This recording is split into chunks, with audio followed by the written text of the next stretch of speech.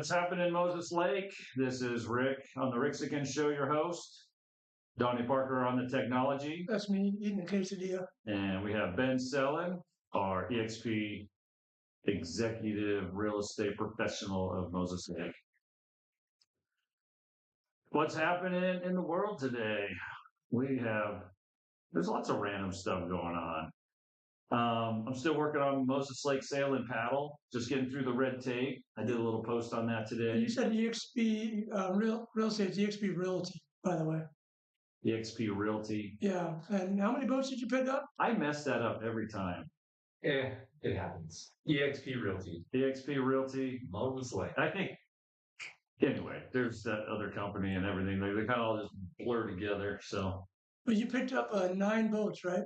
So I picked up 9 El Toros, which is a little training, good beginner boat. They even race them a little bit. Nice. I've got 2 open Bics, and I've got 2 lasers. I've got a O-Day 16 coming, which is a good little day sailor for a family. You stick 4 people on there and go, yeehaw. So things are happening. And then we have some big businesses in town talking about helping us out.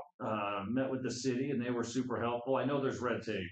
Doesn't matter what city you live in, water, as much as we can complain about the city, every city has red tape these days. Oh, yeah.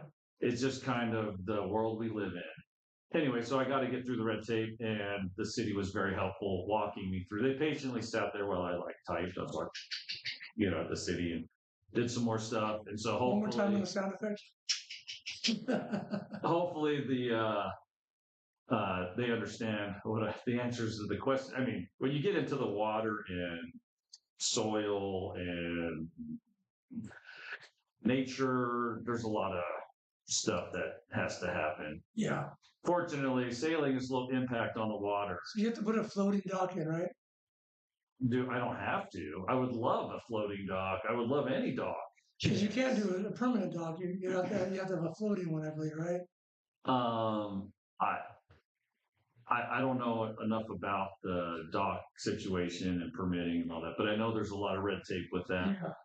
We're next to an unimproved boat launch, and so I would love for the city, since we're going to be using it more, would love for them to approve or install, a dock. Thank you very much. Adopt it. That'd be amazing. That'd be amazing. And then I have a bulkhead, and if I could add a few things, because basically you have people that are learning and things are going to bump into this bumper cars while you learn. Mm-hmm. I'm trying to use the unimproved boat launch because some of you guys have nice boats and don't have patience for people learning to dock. And, it's like you can see the fighter jets, they come in, they do a test land and they take off and they circle around. I mean, this is what sailing is all about. Instead of just landing, they come in and they dock real quick and they release. They're learning how to work with the wind and everything. And so it's going to be a little chaos. I don't want to buy the big dock until they're trained. What's the name again? Moses Lake Sail and Paddle. Nice. So we want to get some kayaks. We want to do some fishing. Paddle boats. And you paddle. Yeah. We have any paddle boats? Maybe we'll get some crazy donor and we'll get a row team out there. It would be awesome. But yeah. It all depends on the talent and what the community wants. If they want it, I'll put a little tick. And when you get 100 people that want it, I'd be like, hey, there's 5 people that would be really interested in this. I would like to sponsor a sale. Yeah, put EXP on a sale. Or Yeah. Ben Sellen or both. Or both. Yeah. We can totally do that. I even had the brilliant idea of we could do corporate events with this. Could you imagine throwing a bunch of people that don't know how to sail on a boat for a day and their coworkers laugh at them? I'm like, that's awesome.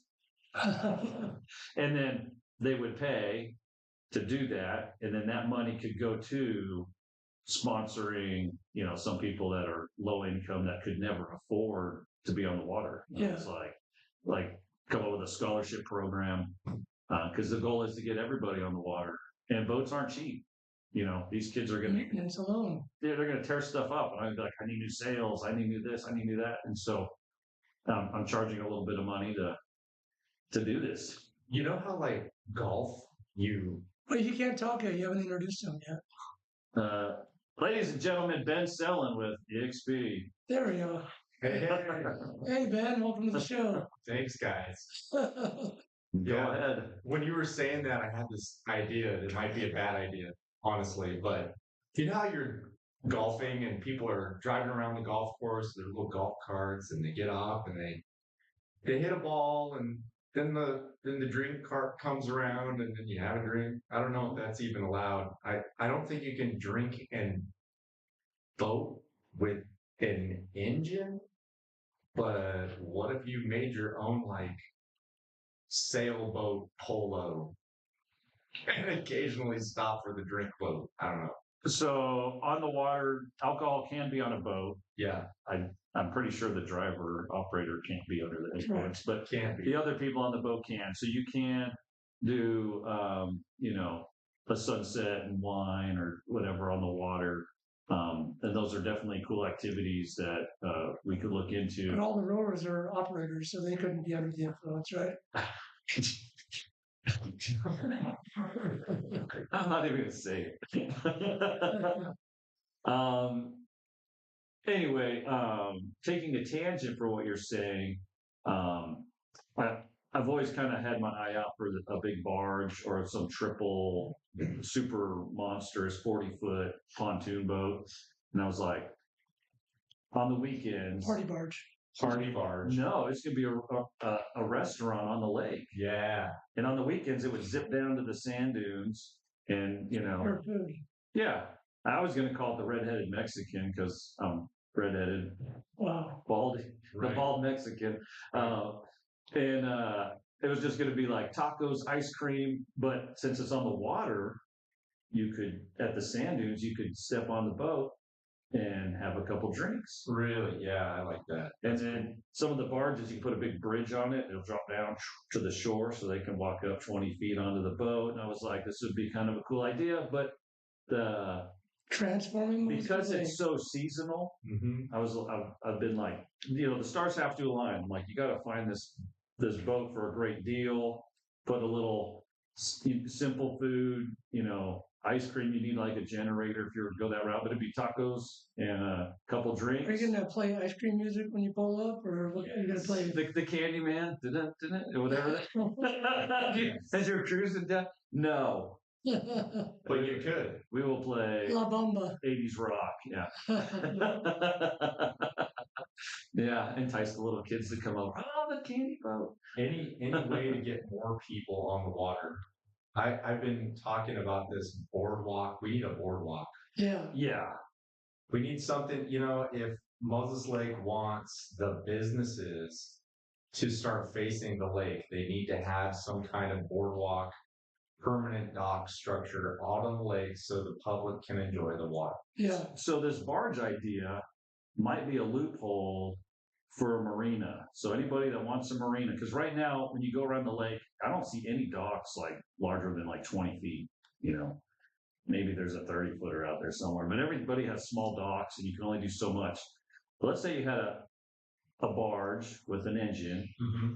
It's got the stickers down the side. It's registered. Right. It has the big bridge. So you anchor it down, you drop the bridge, Yeah. and then you put a few docks off of that. You're a motorboat. You're not a dock. You're a portable marina. And so I thought that could be a loophole because it could be taken down and moved elsewhere. Now, the other issue with it is I don't see any protected areas on the lake. And I think that is going to be your biggest headache with the marina. If you look, you have harbors on the ocean, right? You come into the harbor and there'll be like no wake because you got all these, boats, whatever. Even in Sellen, they've got this little like barricade thing, so as everybody's boating, they're not kicking wake into the marina areas. I have one other huge issue as well too with the boat not being permanently fixed is when you come into shore, how are you going to get the vehicles from there to Brothers Automotive in Moses Lake? True. The So best auto repair place in Moses Lake. If you're looking for auto or truck repair, call Brothers Automotive today, 761-9744. Again, Brothers Automotive, no job too big, no job too small. I believe today they're working on a chassis Yesterday they were working on, I think, struts and all kinds, you name it, different projects. Anything underneath the hood from bumper to bumper, Brothers Automotive has you covered at the lowest price in Moses Lake. But Again, Brothers Automotive 761-9744. Brothers Automotive 761-9744. Back to you, Rick. So I do have a plan for that too. The Moses Lake Ferry. And yeah, I cracked a joke because everyone always talks about the bridge. I go, well, the Moses Lake Ferry will happen before the bridge is put in. 1 second. Could you imagine? the lake crossing, but the lake crossing the ferry. A ferry, yeah. I just want to know if Brothers Automotive fixes boat engines. Yeah. Winterize the boat engines. Yes. Yes. I like that idea. Yeah. So anyway, it's kind of a comical thing. But, Moses Lake Ferry. Moses Lake Ferry zipping back and forth. Connect May Valley to the port. Because if they build the connections while they're getting the funds, I mean, if you had this little, anyway, I thought it'd be like kind of, it'd be like 10 minutes back and forth, it'd be real quick, load up, go. Transportation's a big deal. Some people go just for the fun of it. So I would go just for the fun of it. But that's the next thing. I believe that there have been some feasibility studies or at least meetings about it. I think it's moving forward. Yeah. Yeah. From May Valley. So Valley Road, I don't know what kind of system they're going to do. It's going to go from I-90 to the port, like directly to the port. So we don't have all these trucks driving through town. I mean, that probably save a little bit of gas. I think. Oh yeah. May Valley's going to expand. One day it could be its own city. Yeah, I think May Valley's going to be May City. Yeah, They just change the power grid a little bit. It'll be their own name, May Valley. Oh, I mean, it has its own name. Yeah. But yeah. That's usually what happens. It annexes and becomes its own city. But yeah, it gets a little workaround. Sorry, I had to run out. My insurance was being crazy and they were rejecting my cancer medicine. And that stuff's like 60 grand. And they just called and said it was fixed. So sorry for jumping out of the studio so fast, guys. it's all That's good. crazy. Yeah. Yeah. Cancer medicine, $60,000. And that's a bottle of pills for how many days? It's 30. 30 pills, $60,000. Was that? Is that five? No. I would resort to medical tourism at that point. Go to Mexico or somewhere else. I could do it all for a fraction of the price or free. Don't have a free sunburn on the beach. Yeah. That's crazy. $60,000. 30. Wow. Well, we've talked a lot about mostly sail and paddle. It's fun, but let's talk about real estate, Ben. What's new with EXP? So EXP is, well, I don't know if you You'd rather stop talking about sail and paddle. Let's stay on the topic. I'm still interested in it. Yeah. Mostly like sail and paddle sounds fun, actually. All the transportation on the water and getting people on the water sounds. And that's why I like bringing Ben. He's been in so many times because he'll get involved with the conversation and whatever we're talking about. Yeah, well, I agree. I think it's a great idea. And I got kids. I grew up in Moses Lake. I think more activities involving the lake. There's been initiatives to clean up the lake. Mm-hmm. I love all of that. If we can, And Rick loves the water. yeah, if we could finally get to the place where we have nice, clear, clean water, and the public has access to the water in a way that is a little more meaningful than it has in the past. There are several parks, and the parks in Moses Lake are doing a good job. There's like 50 of them, something like that, 50 something. I know I just saw you at an event in the city where they were talking about the parks, and there's initiatives to connect the parks, and yeah, anything that makes Activities in the community. activities in the community, Getting and people outside. yeah, making the lake a little more accessible to the average person sounds awesome. If you get them on when they're young, they'll carry that over. I mean, I did it when I was young, and here I'm 50, my midlife crisis, and I'm like, I got to get people on the water. This is like my midlife crisis moment. Yeah. The world is different, Yeah. and right now, what's the America's Got Talent is couch commanders and swipe it on your phone. And so we're trying to be like, I think a lot of parents are like, I'll send my kid to a camp, get them off the phone for 1 week, like a couple hours, something. But yeah, it's a beautiful thing to do all these activities anyway, there's a lot of other things going on in that little city planning. It was kind of interesting because you walk in, there's just like posters up with different things they were doing. Like stations or something. Yeah, but Stickers. Were you on there it. too? Yeah. you kind of had to have your own questions. You couldn't just. I guess I should have came down too. Sorry, guys. It was you go in there. I'm like, I'm a little bit lost. What is going on? You Yeah. just go from station to station and they tell you, well, it basically gives you a general informative glance at the current state of things and then asks for input Yeah, about what do you think? Do you have any ideas? Put the sticky note on, yeah, or if there's little stickers, you can say, okay, what are the areas of interest here? And you can vote through basically just being there yeah. That and makes sense. interacting with their Yeah. posters or bulletin board. So I was there. We were talking about the water, Yeah. and some gal started talking, and they were talking, and I was like, "Can I interrupt? Because I'm hearing a different story." And I was like, "I hear they're going to raise the water 12 inches this season. Nice. So if you've got a low dock, congratulations. You can walk on water. I know someone else who did that once upon a time. Yeah, But That guy. yeah, I know that guy. we're gonna celebrate that guy this weekend. So Oh, wait. First of all, let me say it, being the pastor of the group. Happy Good Friday, everybody, all your listeners, everybody in the room. It is Good Friday, and it's my son Henry's birthday today. He's 8. Happy 8 years birthday, old. buddy. Happy birthday, Yeah. Henry. happy birthday. Yeah, so they're raising the water is what I'm hearing. And I was like, sometimes you have government agencies that don't talk to each other or different meetings, and if one time they don't attend, you miss a good nugget of information. And Yeah. how do you keep track of all this stuff? So my understanding is the Bureau picks the water height. Mhm. Most of the irrigation district, my understanding is they say, we'll fill it. And, the city of Moses Lake has no say in it. So it's interesting. So I left, made some phone calls, came back, and I was like, hey, you guys might need to talk to somebody because 12 inches is a lot. And that's going to surprise a few That's people. what she said. So, and I think in the long term, they want the water level another foot higher Yeah. because the goal. Now, I'm not a water expert, but talking around, my understanding is That's why she said that. they're trying to get some of these guys off the deep aquifer or drinking water. I've been trying that since 2002. Yeah, on surface water. So if they load the lakes and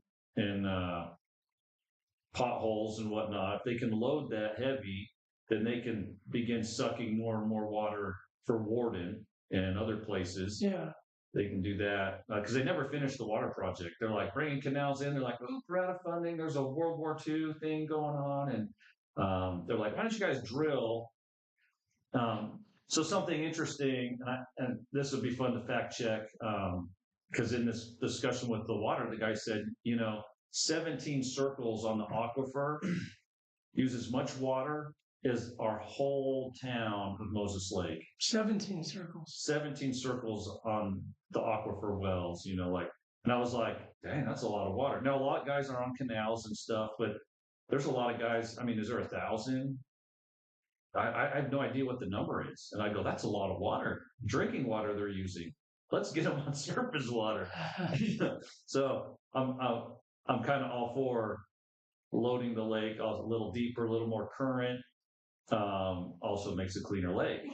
My uncle had a lake house, and what's really cool about the lake house is they could use lake water to water their lawn. Do they do that all over Moses Lake? Yes, they do. They do. If you're on the lake, yeah, you can. So you sell houses like that, right, Ben? Yes, sir. Okay. Yeah. Turn that on, let it run. All the nutrients in the water, it's like self-fertilizer. All the nitrates in the water. Yeah. All that So- runoff. But anyway, yeah, water's kind Perfect of for a irrigation. Yeah. water's kind of a big deal. in that Filtration, at area. least. So, have you guys been to Manawa, like Desert Air? Are you familiar with that? Not recently. I've been there many times, though.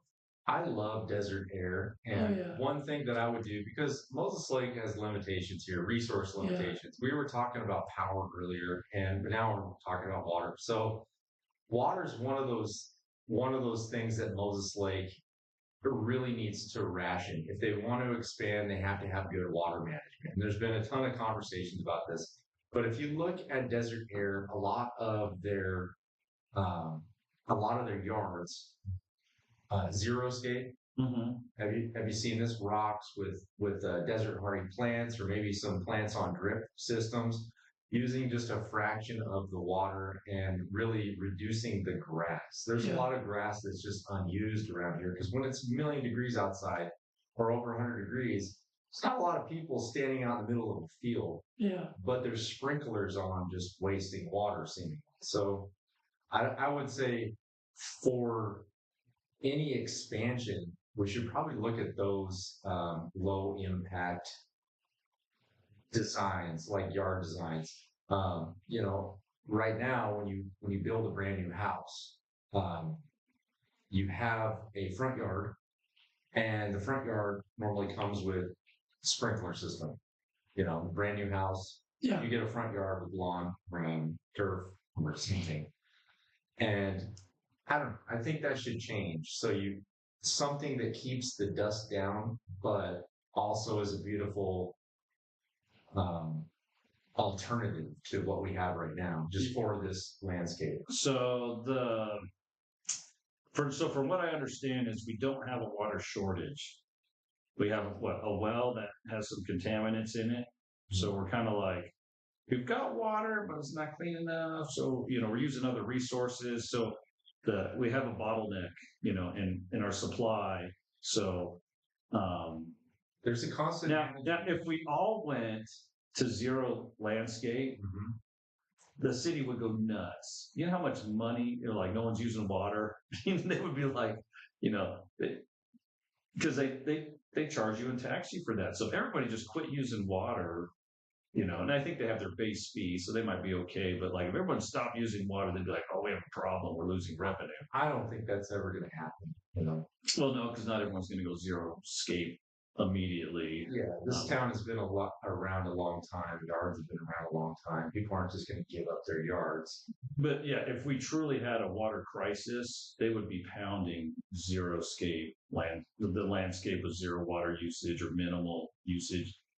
And they have not done that.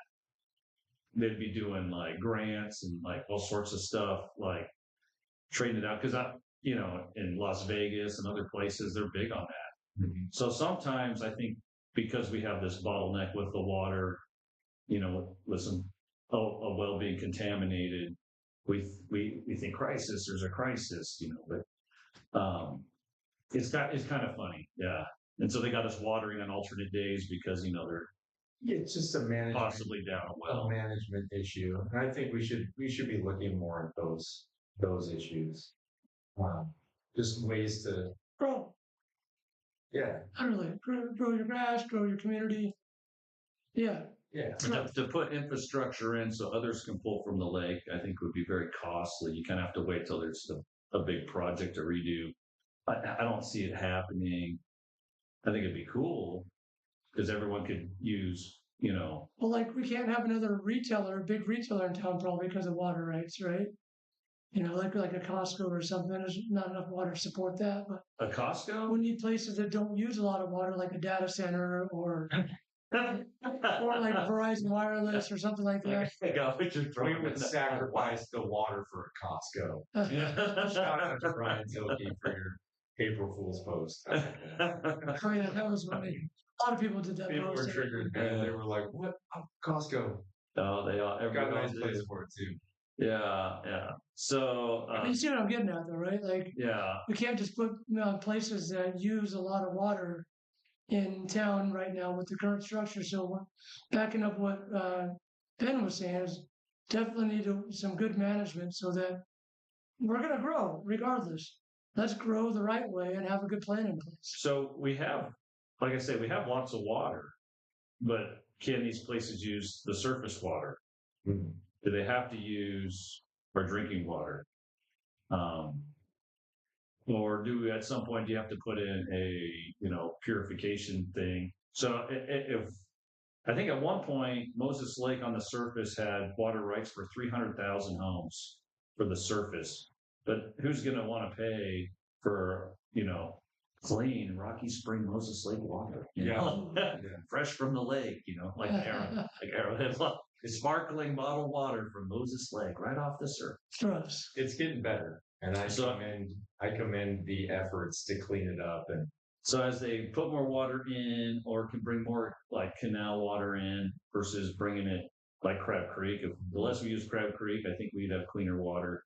But again, if it's cleaner, then they could be easier to filter it later to help supplement. But I don't know if that's feasible or not. So it's like, again, we have plenty of, I'm sure if we needed it, with a bunch of bureaus and different bureaucrats getting together, they could be like, we can take in way more water off the Columbia, bring it into Banks Lake and just keep bringing it down. If that's what we needed, I'm sure things can be done. It's just billions of dollars to do it. So, yeah, that goes along with the power too. If we're going to expand, we need to find another source of power. I know the port and the port's working on making deals right now to get power to us. I'm suspecting probably from Tri-Cities. Yeah. Yeah. Well, probably we can. Yeah, and one of these days the port's just going to be like, we just put like 3 baby nukes in the ground. We're supplying our own power. We have our own city. I think that might be the best idea, but it'd be super controversial to put a nuclear reactor here. So I think some of them aren't even like, it's not like enriched uranium and stuff going in them. There's another hydrogen. No, it's another. I've seen hydrogen ones. It's like a byproduct. Like they can't ever go Chernobyl. Deuterium or something. It start with an L. It's not. Wait a second, I know. You know what I'm talking about? It's 21 gigawatts? Yeah. Oh, sorry. Definitely. But it heats up when it's in contact with water, but it can't get exponentially hot. I think it starts with an L. It's not lithium. It's la la la la la la. I'm gonna freeze frame that. Anyway, I think they have some alternatives that, basically you have something that gets up to 400 degrees and just can't go any hotter, but it's enough to. You want to hear about EXP? We keep going back to water. Water is one of the things, man. We're in the desert. Yeah. You want to talk about the spring market? Well, let's just talk about the market. Yeah, what's spring doing? Everybody wants to know about them. Yeah. All right. So overall listings here in Moses Lake, just Moses Lake, we're over 300. That's vacant land and houses. So not very much. I've got about 200 of those are. So we're pretty good on inventory. The buyers have picked up, but we're experiencing, like, at the beginning of the year, we thought the rates were going to go down. So we were floating around under 6, and now they're above 6 because, fuel cost is our inflation. So everybody knows why. We're at war right now with the fuel producer. So that's a major issue. But, for the past 4 years, the rates have been higher. So we've seen a steady decline in house prices. The market's become softer and softer and softer. And now I've been really, really busy since November, like very busy since November. And I think that's where the buyers and the sellers are starting to meet. The market is just people, buyers and sellers agreeing. That is the bones of the market. The sellers were way up here and the buyers are like, I can't quite get there. And now we're going to see, and this is just a prediction, we're going to see a lot more inventory hit the market because people got to move. And there's been so much pent up demand over the past few years of people just wanting to move, but they're stuck to this 3% rate. And then now they're like, we don't even care. We have to move. We're just going to move. And we're going to take whatever equity we can get or no equity. That's a sad situation Yeah. that a lot of agents are seeing right now. We're not quite into short sale territory, but we're going to see a lot more inventory. It's got to be priced accordingly. Otherwise it's going to sit. And if it sits, here's the formula for my buyers out there. If it's vacant, if it's empty, if it says motivated sellers, and a new little metric, if it's right next to a development. If you have any of those or all four of those factors, you can probably negotiate pretty hard on that house. And that also determines on when the seller purchased and how much equity they have. Because if they need to sell and it's vacant, it's costing the seller money every single month. So if you're a buyer, you're starting to see sellers are paying more closing costs, which is a better deal. That's less money you have to bring to the table. Yeah. I see a lot of FHA loans out there with the down payment assistance program, which is basically the government saying we'll cover this part of your closing costs, which is also less money you have to bring to the table. I've done a few deals this year. I know one of them they brought like $150 to the table, and they bought a house. 150 down. Yeah, another one they had $50, and then the title company's like, we'll just correct it. You pay $0. So $50 earnest money. Yeah. Yeah, so people are getting deals right now. I wouldn't say it's a full blown buyer's market, but sellers are definitely negotiating more with buyers. And my prediction is as the spring inventory increases, we're going to see the inventory spike. It's going to get more and more and more. Last year was brutal. The spring rush didn't happen. It did for the listings, but it didn't really happen for the buyers. Agents were still pulling comparable sales. When you look at a house, you're looking at other stuff that's sold, and then the competition on the market, and you're trying to give the best advice to the sellers, like, hey, this is the price that I think you should sell at.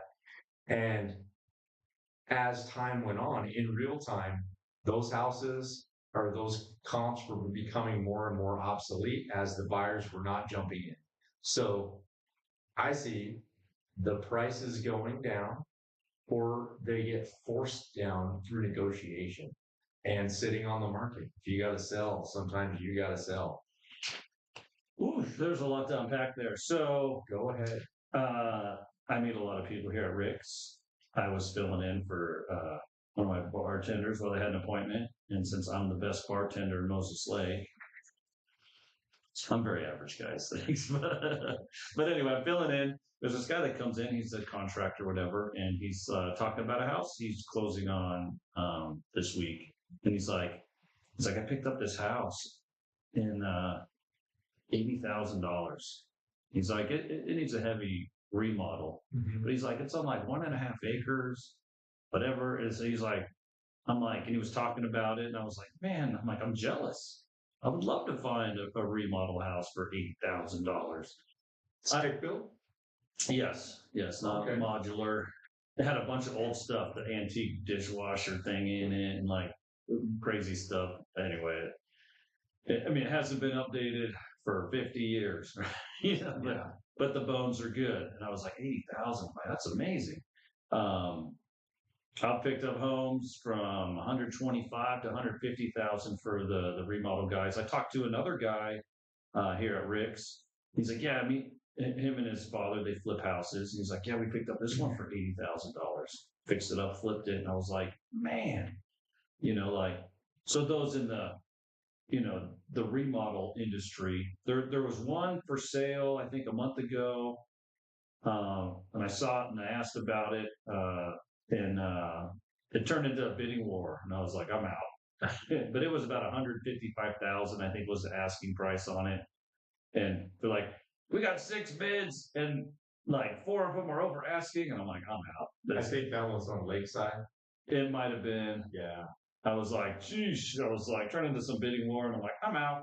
I'm like, that's but the guys in the remodel thing, there's not a lot available, I think, in that market. We sucked them dry last year. So let me comment on that one because Yeah. I do have something to say about it, and I agree with you.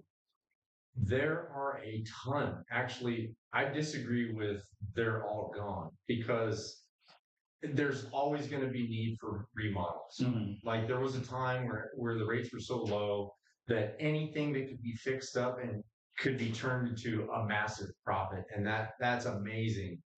And then those got bought out, but there are people that were holdouts and they didn't sell. And there's houses that just kind of slip through the cracks and they need floors and walls and appliances and roofs and everything. So there's another type of really, really good deal. Well, there's a few different types of really, really good deals. I've had a lot of success with multifamily this year. We're selling a bunch of multifamily. I thought that market was all dried up, but there's constant new inventory circulating through. Now, if you're a buyer that has $80,000 or you have enough cash, you can make the deal of a lifetime right now because there are sellers that have just had so much latent, you know, problems with the house. Like you can't get financing for some of the conditions that you see. Yeah. You know, Yeah. you get some of these old codgers that are like, I'm not going to do anything. When really Yeah. they're saying, I can't afford to do anything. Yeah, And this will not pass any kind of inspection. This is not going to go conventional even. Maybe you're missing windows. Maybe the roof needs to be replaced. If you come in there with a cash offer, you could probably get a severe discount. yeah, there's some people that they don't have the money to put a dime into it. So even if it needed straps on a water heater and a smoke detector to get financing, they're like, I ain't doing it. Yes. Come in with cash, done deal. You put the $50 straps and smoke detectors in. But right now, if you're one of those people that has cash, I mean, this has been true for the last couple of years. If you have cash, you can make a killer deal. Seller carry financing is, I mean, that is I don't know if you guys are familiar with it. I've done it. So I have two deals right now that are seller finance. Let me give you a recap. Say you want to sell something and it's a weird property. A weird property meaning it's got maybe an addition. There's some stuff there that the financing won't touch it, but you have enough money where you can go, hey, look, I'll give you a large down payment and I'll put it in here where I just pay you over a certain number of years. And then I give you a balloon payment at the end of that and I refinance it out. I do all the repairs to get it to the point where I can refinance it under my name. But you carry the contract for a little bit and you guys negotiate the terms. I've been able to secure lower interest rates than what's being offered. It is amazing how this works, and that is geared towards the people with cash. But I mean, this year now it's just anybody listing. I've seen people walk like not even that expensive homes getting large chunks of that price knocked off because that's the only offer they've had in 100 days. And they're like, this is what we can do. We can't go any higher, take it or leave it. Sometimes the situation is, yeah, we can definitely do that. So there's 10 other tangents. So yeah, last 6 months ago, I made an offer on a property. It was a low ball and they didn't even respond back. Mm-hmm. And then when I checked on the property 3-4 days later, they had dropped the price. But I was like, okay, I've been on the other side of that conversation. But I was like, I can almost hear it. But yeah, I was like, it was just you put an offer in, 2-3 weeks would go by. I'm like, what's the deal with this house? And they're just not responding at all. Then I looked it up again, and they dropped the price a little bit. But it's just funny, different. I don't know if they were offended, but it's still sitting there. It's sat empty for like a year. So let me tell you the other side of this conversation. All right. I'm sure your viewers, if there's some viewers out there that can relate, you'll find humor in it, hopefully. You get a low ball offer. Say I'm the listing agent. I'm like, hey, I know you want this much for it, but there's one that's like $60,000 lower or $80,000 lower than what you're asking. A lot of these guys are really old. They're like, God, I hate, oh man, I can't believe they would do something like that, blah, blah, blah, blah, blah. Okay, we won't take it. Don't worry about it. And then you just wait. And you're like, hey, the last offer we got was way lower than what you're asking for. Why don't we just come down a little bit more and bait some more offers in? And that's what happens. That's the other side of it. The other conversation is fine because there's two types of price. When you list something, there's two ways to get the price. There's the suggested price based on the comps that the agent is coming out with. The agent saying, hey, because this is selling at this price and this sold, this sold, this sold, this sold, this is similar to what you got here. I think you're this much per square foot. I think your house should be in this price range here. And I'll give you a $30,000 spread of what it should be. The seller's normally like, I want the top of that spread. I want to make as much money as possible. And you're like, well, we can, there's a lot of ways to do this. If we get it in much lower, then possibly we can get multiple offer situations. I've been a party to multiple offer situations this year where there's a ton of different buyers all going for the same thing. And it's just because it was priced lower or low enough to like force that price much higher. Okay. And then the second way is, oh, the seller's like, I hear your price, but I think it's worth this much. And then the agent's like, I'm not really going to argue with you. Okay, fine. We'll just list it for this price. But if it doesn't sell within a month or whatever, we got to lower it. We got to get it back down to earth. Okay, let's try your way and see how that goes. So the seller has a lot of input, especially because every single seller thinks they're sitting on gold, something that's worth more than what it's actually worth. They're too close to the deal, is what the investors say. Yeah. Too close to the deal. So yeah, everybody wants to be profitable and everybody wants to be profitable. And of course, you want to get them up. Yeah. But you start getting into some of the older homes and, there's always something that can go wrong. But, it's real estate. You never know what you're going to get. Well, that's why you got to get an inspection. Get an inspection every time. And those inspector guys, they kind of scare the buyers because they agents don't work with inspectors that scare the buyers because they couldn't find anything, so they have nothing better to do than say, "Well, I don't know." I mean, they're just doing their job, pointing stuff out, but sometimes they're a little dramatic. Just make the list. But they scare them. Or if it's inspected and they make it scary, then I go back to the seller and be like, oh, you got to drop your price. They found XYZ wrong. We got to come down 25,000. And there's really nothing that wrong with the roof. There's really nothing that wrong, So this is the second place give you guys the crash course here. Good point, Rick. This is the second time in the negotiation, or this is the second negotiation in the deal. So the first time is when you're writing the offer.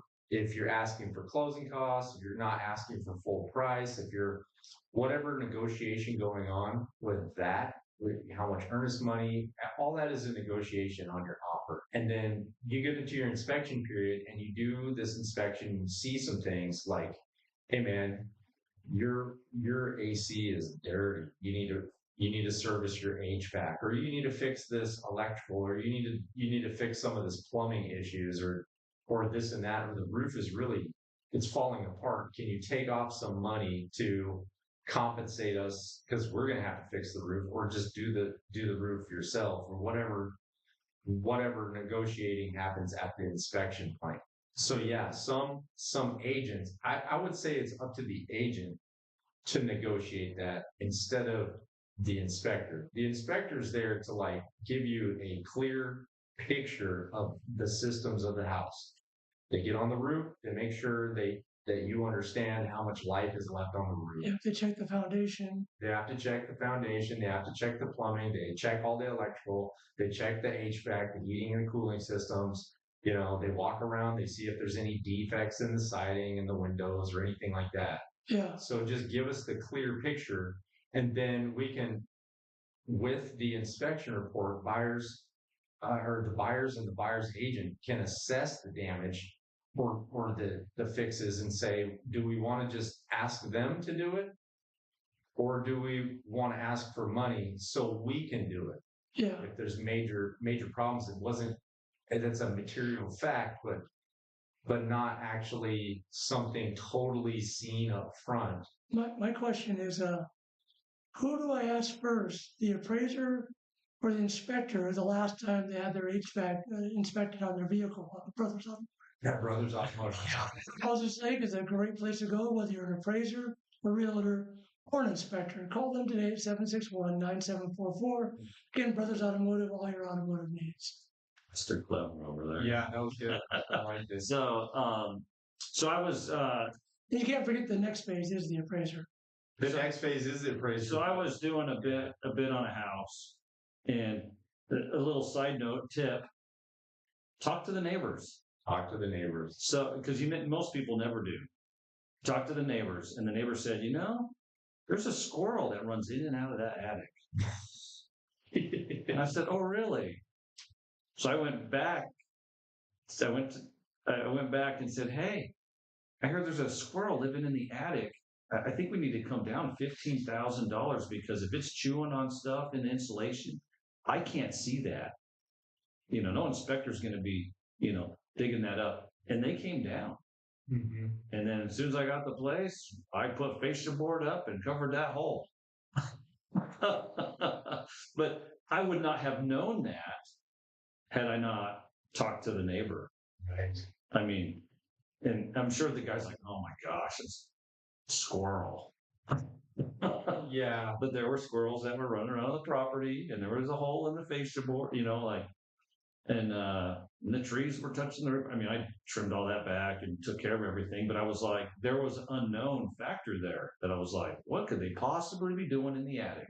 I did a remodel on that note. I did a remodel and I opened up the walls, and the wall, like there's a cavity in the wall that just like poured all these like nut shells, like husks, just poured out of there. And I was like, what the hell? So they were, yeah, totally. Yeah. That could be damage, and it could be just a fire hazard that you can't see. And the inspector, they're going to check your outlets, but they don't go into the walls. Like that's But if you talk to the neighbors, they're going to be like, oh, that guy over there, he's a pain in the butt. He calls the cops on everything. Oh, that guy, there's going to be the looky-loo, that's going to kind of know what's going on in the neighborhood, and it gives you a little insight as well. But I guarantee you 99% of you don't talk to the neighbors when you get serious making an offer. Yeah, that's another thing. Realtors can't tell you if it's a good neighborhood or not. It's against the rules. We cannot say it. I think the best thing that we can say is look at the It's close to schools. well, You can say that. you can say look at the roofs, look at the yards, look at the cars, and then you determine whether that's look for graffiti, and you determine whether you want to live there or not. You cannot change your neighbors. You cannot change your neighbors as much as you want to. You cannot. Yeah. I had a conversation with a guy last night about this, and it was a rant. I didn't like it to go negative, but Yeah. So tips your realtor won't tell you. Talk to the neighbors, talk to the renters. If there's renters there, I know they like to keep all that on lockdown, but you don't think the renter in there knows all the little, they're kicking me out and they're selling the place. They're going to have some gossip for you. And some of that's ammunition to get a better deal. Because they're going to say, this dishwasher hasn't worked for, you'd be like, hey, I heard the dishwasher doesn't work. it should come up on the inspection report. It should, but I've purchased properties with an inspection report, and the garage door didn't work, and then the bathtub valve. He turned it on and water came out. I'm sure he just turned it back off, but it only ran cold. It wouldn't do hot. So I had to pull the thing apart, change the valve, and put it back in to make it work. But like the inspector doesn't always catch everything because they're trying to get through that thing because they got 5 other houses to inspect and like, hey, water's on, water's on. You know, he didn't run it for the 5 minutes to make sure it went hot. You know, there's little things that can happen. Also, tip number 2 from Rick: when you walk into a room, close the door and look at the back side of the door. Because if there's a hole in the door, you don't know it. Oh yeah. Because that happened to me once. Bought the house, sat down, closed the door, sit on the toilet. I look and go, "There's a hole in that door." But when you go check, the door was open. Yeah. You know, inspector didn't catch it. Nobody caught it. And I was like, man. So I'm always looking both sides of the doors now because that had bit me in the butt once. Open every kitchen cabinet and drawer and everything because sometimes stuff's just a little wonky. Yeah, there's times where the inspector didn't catch everything because the inspector does not move things. Yeah. Like they won't even open up the panel if there's an obstruction there, so they can't inspect it. We found on this one house here in Moses Lake, we did a whole inspection, and this people were moving, so whatever they're moving. And there's a lot of forgiveness here. You know, you forgive people for not moving all of their crap because they're moving, but they had their stuff in front of problem areas on purpose. And later on, when the deal closed and all their stuff was gone, there was like a visible leaking down a wall. You know, this is, you know, some things the inspector can't do, they're not going to do. So just be wary. So I was brought. This is another weird story. So I'm a contractor, so I was brought on the job because this couple they have houses that house people with disabilities, right? And they're like, so I would go out to them to look at houses and be like, hey, can we put a ramp here? Can we do this here? How can we get an ADA bathtub or bathroom here?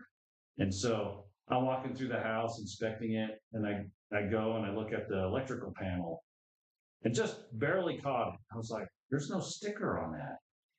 Open it up, no sticker, no sticker. I go, that's really weird. So we call the county and they said, this house has never received occupancy. The house is 15 years old. He said, the last inspection we did on it was concrete. And all I could do is laugh. I'm like, you're telling me the guy did a concrete inspection, built the whole house, plumbing, electrical, everything, moved in it, lived in it for 15 years, and never had a final inspection on it. And the county's like, we'll let you live there, but we'll never give you a certificate of occupancy. What? Really? Yeah, it's like, what do? Take down all the sheetrock? They have to check all the wiring. Like you have L&I, like all this stuff going on. And they were like, what?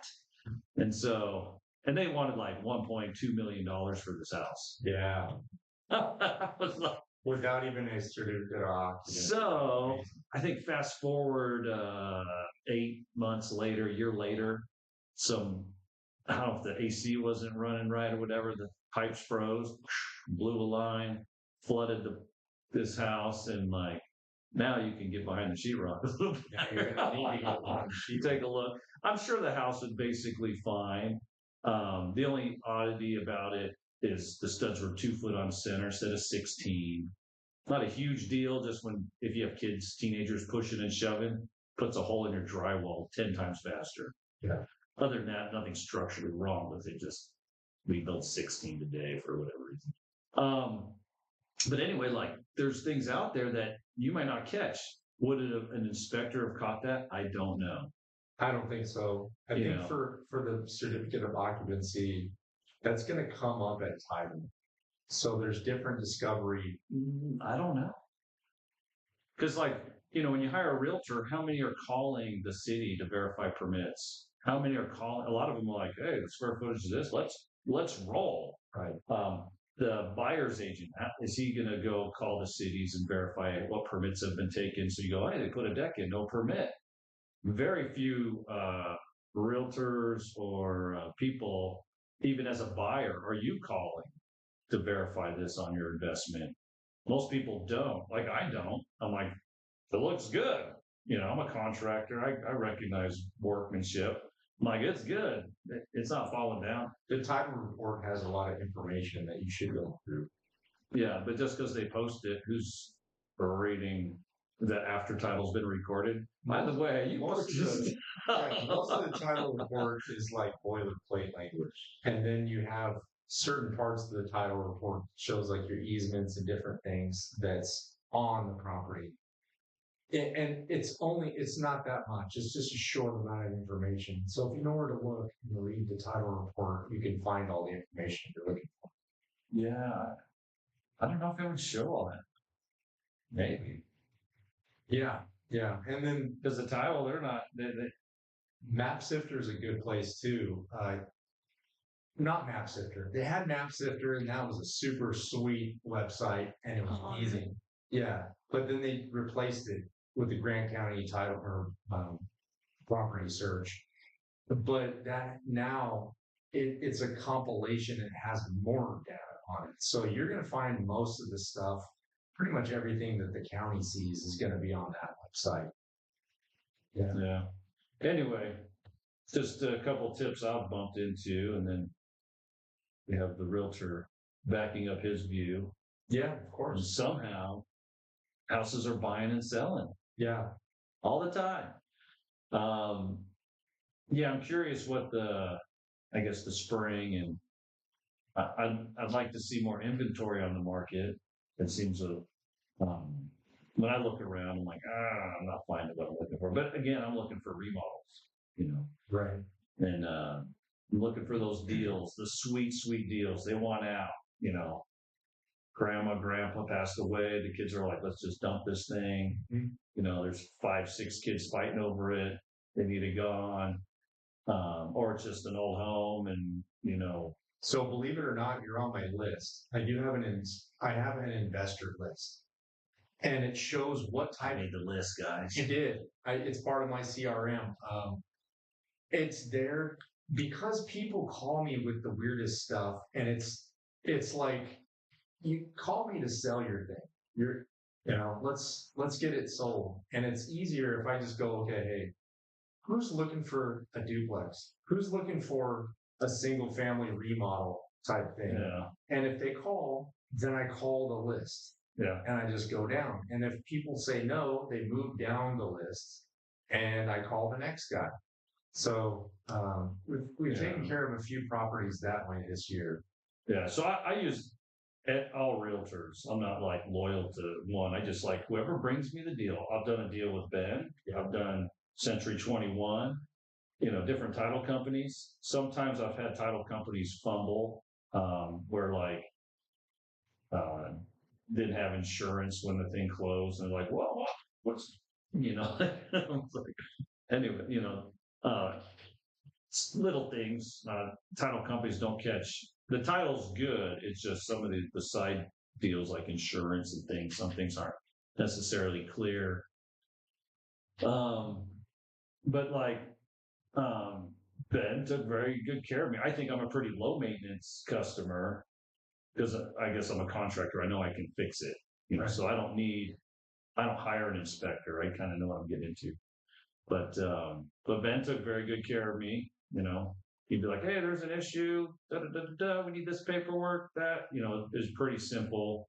I know there's customers that are very difficult or high maintenance maybe, or needy. It's their first time buying a home. They don't know. If there's a new generation of those people and they are on ChatGPT. And that doesn't help you, does it? Actually, it's okay, but ChatGPT, you kind of think that it knows everything and it doesn't really know everything. So they're asking for things that just don't exist. And you're like, I don't know. That doesn't exist. That's just not a part of the process. But here's where we're at in the process. if they, more communication is better than less communication. If they want to ask questions and they want to be assured of things, okay, great, perfect. Because if you're informed, then you're not emotional. You know what I mean? Like, this is a big deal for most people. Buying a house is a huge deal.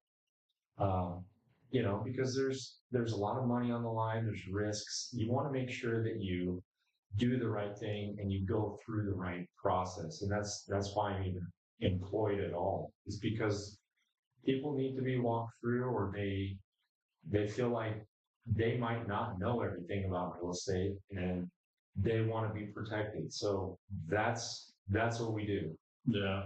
Yeah. Well, we're wrapping it up, folks. I'm getting the signal. So we're going to end this. Donnie's threatening me. Thanks for having me on, guys. Thanks. We get a hold of you, Ben. You can call me, bensellen.com, Facebook, Ben Sellen, Instagram. You can go to my Facebook, go to my link tree.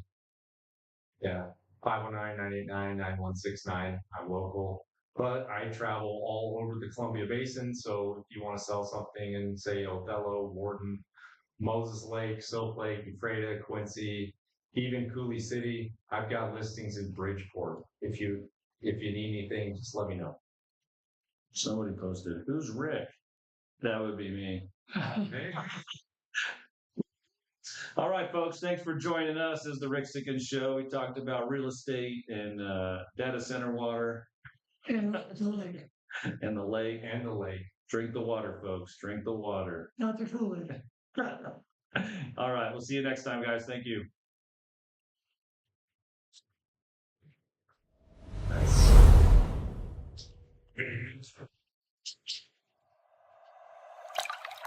Yeah, squirrel in the